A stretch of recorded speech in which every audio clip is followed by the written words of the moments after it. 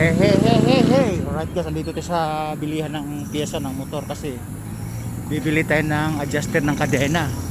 Alright. Dahil ipapagawa. Bibili tayo ng adjuster ng kadena.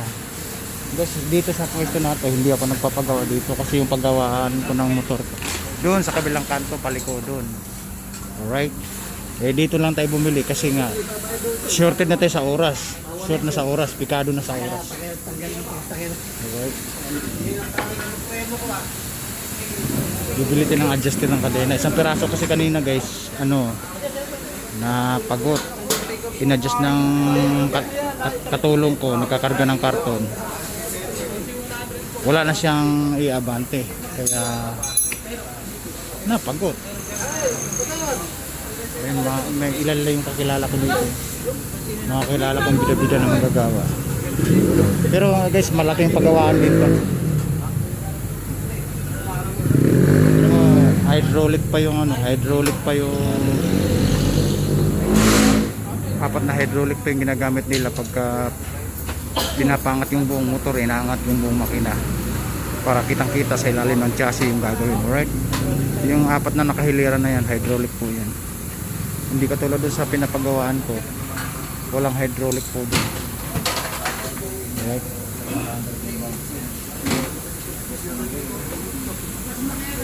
Yan sa gilid din po na highway, two-way din po yan. Ayan. Yan. Alright. Ang sa kaniko natin na service ngayon ay street bike. Guys, galing kami sa biyahe deliver sa kumpanya. Nakasang biyahe lang kami kasi niloaded na namin lahat dahil pikado yung isang motor namin dahil wala nga, tanggal nga yung adjuster ng kadena. Kaya bibili po tayo kasi kailangan tuwing hapon ginagamit yung motor namin, pinangahakot ng items at kayamanan ng Pilipinas. Alright.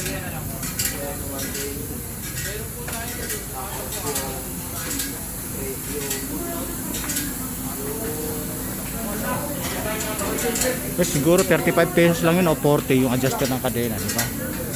Ang cash, yung basta mahaba lang na gano'n kasi kasya sa Maton at saka sa Honda-Hondahan. Sa Maton, sa Kawasaki kasya po yun. Alright. Aray ko muna dito. Langis na Honda. Yung 1 liter. Boss, adjuster ng kadena boss, yun, di ba kabilaan yun, isa lang. Yung haba lang siya, haba. Ano motor? Eh, kahit sa TMX o Maton, ganun. Sa Maton, TMX, isa lang yun, di ba? Oo. Alright guys, nakabili na tayo. Paano kaya yun? Tapos ito po. Tote ng budget. Kasi guys, mayroon naman kasing adjuster sa bahay, dalawa bago. Hindi ko makita kung saan kasi natabunan ng mga gamit o kayamanan ng Pilipinas. Hindi ko alam kung saan na itabi.